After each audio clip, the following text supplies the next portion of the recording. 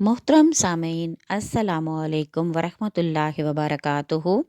मैं आपकी मेज़बान सबीन अशरफ यूट्यूब चैनल पर आपको खुशामदीद कहती हूँ। जैसा कि आप जानते हैं हमारा उन्वान ईमान की शाहें चल रहा है।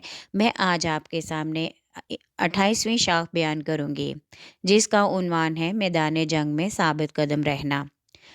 अपने उन्वान का आगाज़ करने से पहले मैं आपसे एक ख़ास तौर पे रिक्वेस्ट करूँगी कि अपने काम का आगाज़ बिस्मिल्लाहिर्रहमानिर्रहीम से किया करें और एक मर्तबा दुरूद पाक लाज़म पढ़ लें, ताकि आपके हर काम में अल्लाह ताला की ख़ास रहमत और बरकत शामिल हो जाए।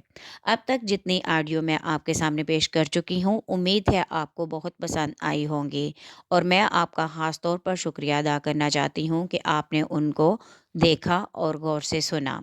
लेकिन मैं आपसे एक ख़ास रिक्वेस्ट करना चाहती हूँ कि जब आप मेरी ऑडियो को सुनते हैं, तो मेहरबानी करके उसको पूरा सुना करें और उसको आगे कर कर के मत देखा करें या सुना करें। इस तरह से आपको बात की सही तरह से वाज़ेह तौर पर समझ नहीं आएगी, क्योंकि इसमें बहुत सी अहादीस बयान की जाती हैं और कुरान पाक की मुख्तलिफ़ आयात का तर्जमा बयान किया जाता है।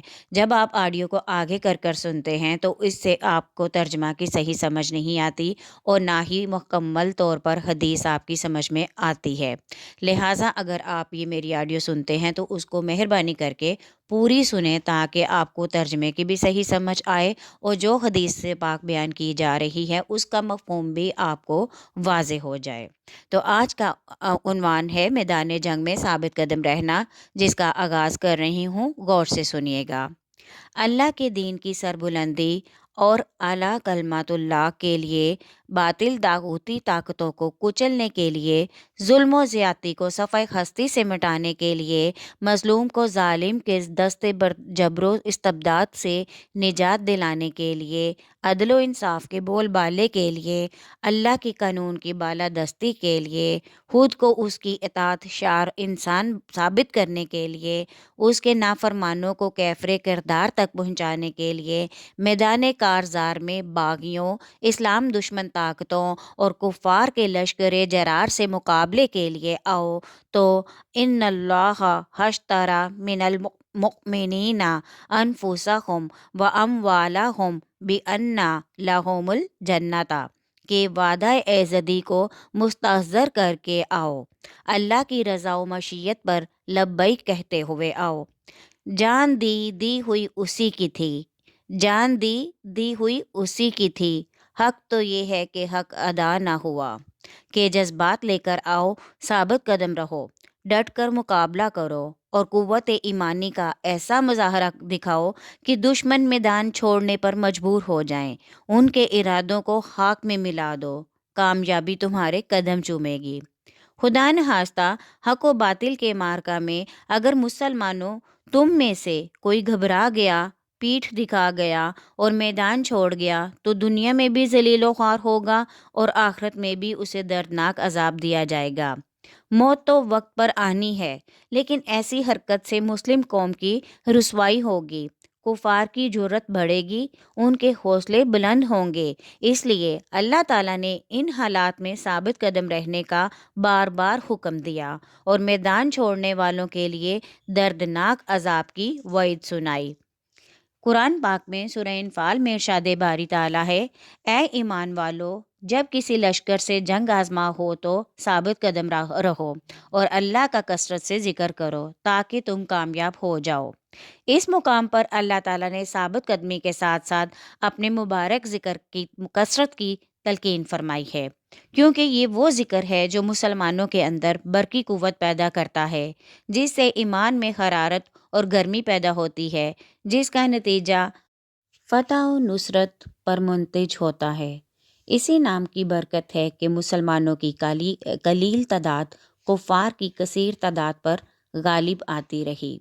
सूरह इनफाल में इरशाद बारी ताला है, ए नबी सल्लल्लाहु अलैहि वसल्लम, बरांगेख्ता कीजिए मोमिनों को जिहाद पर।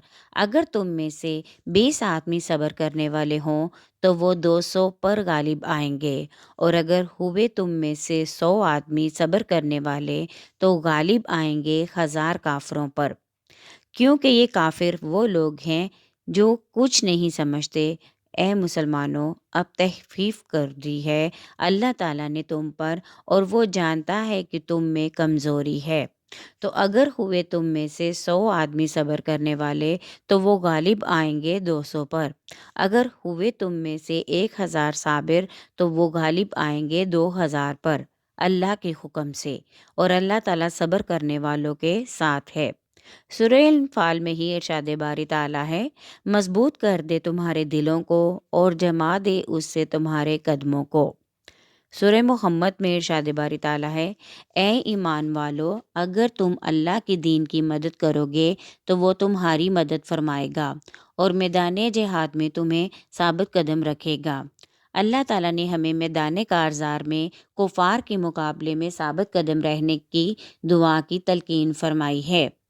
سورہ بقرہ میں ارشاد باری تعالیٰ ہے، اے ہمارے رب، ہم پر صبر اتار اور ہمارے قدموں کو جمائے رکھ اور قوم کفار پر فتح دے۔ اکابرین امت اور استقامت۔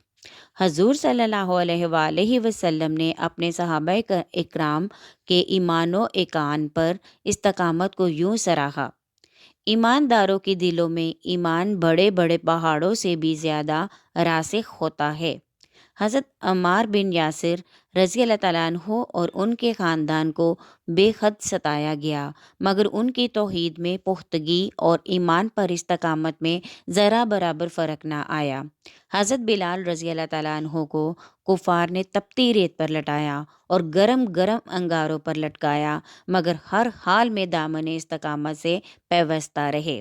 ایک مرتبہ حضرت ابو بکر صدیق رضی اللہ تعالیٰ عنہ نے یہ آیت ان الذین قالوا ربنا اللہ ثم استقاموا پڑھی اور لوگوں سے پوچھا کہ اس کا مطلب کیا ہے۔ انہوں نے کہا کہ استقامت کا معنی یہ ہے کہ اس سے گناہ صادر نہ ہو۔ آپ نے فرمایا کہ تم نے یہ کام بڑا مشکل بنا دیا ہے۔ عرض کی گئی، آپ خود ارشاد فرمائیے۔ آپ نے فرمایا کہ اللہ کو اپنا رب ماننے کے بعد اس پر استقامت کا یہ مطلب ہے کہ پھر بتوں کی پوجا نہ شروع کر دیں۔ حضرت عمر فاروق رضی اللہ تعالیٰ عنہ نے استقامت کی تفسیر یوں کی، یعنی وہ ثابت قدمی سے اللہ کی اطاعت کرتے ہیں اور لومڑی کی طرح ہیلا سازیاں کر کے راہ فرار اختیار نہیں کرتے۔ حضرت علی رضی اللہ تعالیٰ عنہ نے فرمایا، فرائض کی ادائیگی استقامت ہے۔ حضرت سفیان بن عبداللہ نے عرض کی، یا رسول اللہ صلی اللہ علیہ وآلہ وسلم، حضور صلی اللہ علیہ وآلہ وسلم، اسلام کے بارے میں مجھے ایسی بات ارشاد فرمائیے کہ آپ صلی اللہ علیہ وآلہ وسلم کے بعد مجھے کسی سے پوچھنے کی حاجت نہ رہے۔ حضور صلی اللہ علیہ وآلہ وسلم نے فرمایا، قل آمنت باللہ ثم استقاموا، کہو کہ میں اللہ پر ایمان لایا اور پھر عمر بھر اس پر ثابت قدم رہا۔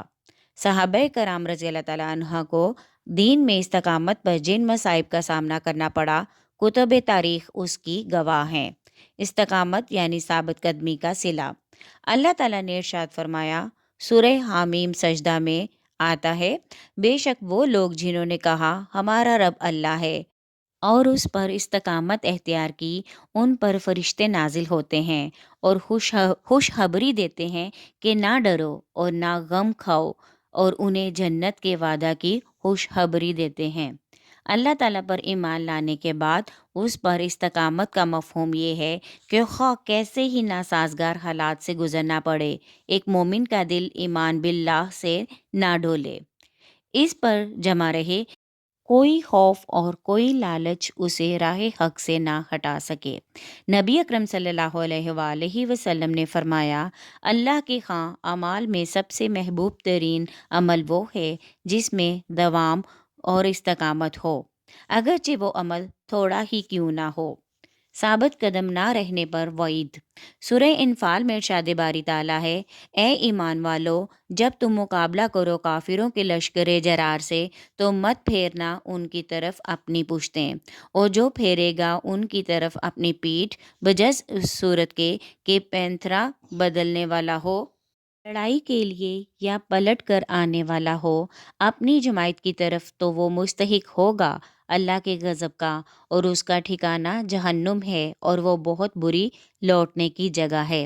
میدان جنگ سے فرار ہونے کو حضور صلی اللہ علیہ وآلہ وسلم نے اکبر الکبائر، بڑے گناہوں میں سے بڑا گناہ فرمایا ہے، لیکن یہ گناہ کبیرہ اس وقت ہے جب کہ دشمنوں کی تعداد 2 گنا سے زیادہ نہ ہو۔ اگر اس سے بھی زیادہ ہو تو پھر ثابت قدم رہنا اور صبر کا دامن مضبوطی سے پکڑے رکھنا ہی افضل ہے۔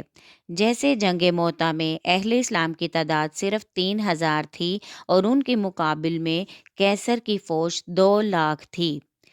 اس کے باوجود ان غلامان مصطفیٰ صلی اللہ علیہ وآلہ وسلم نے پرچم اسلام کو سرنگو نہ ہونے دیا اور فاتح اندلس طارق بن زیاد 17 جانبازوں کے ساتھ شاہ اندلس کے 70,000 شہ سواروں سے ٹکرایا اور ان کو کچل کر رکھ دیا۔ صحیحین میں حضرت ابو ہریرہ رضی اللہ تعالیٰ عنہ سے مروی ہے کہ رسول اللہ صلی اللہ علیہ وآلہ وسلم نے 7 کاموں کو انسان کے لیے مخلق فرمایا، ان میں سے ایک میدان جنگ سے بھاگنا بھی شمار فرمایا ہے۔ امید ہے آج کی آڈیو آپ کو پسند آئے گی۔ پسند آئے تو لائک کریں، شیئر کریں اور کمنٹ میں اپنی رائے کا اظہار ضرور کریں، اور چینل کو سبسکرائب کرنا ہرگز نہ بھولیے گا۔ شکریہ۔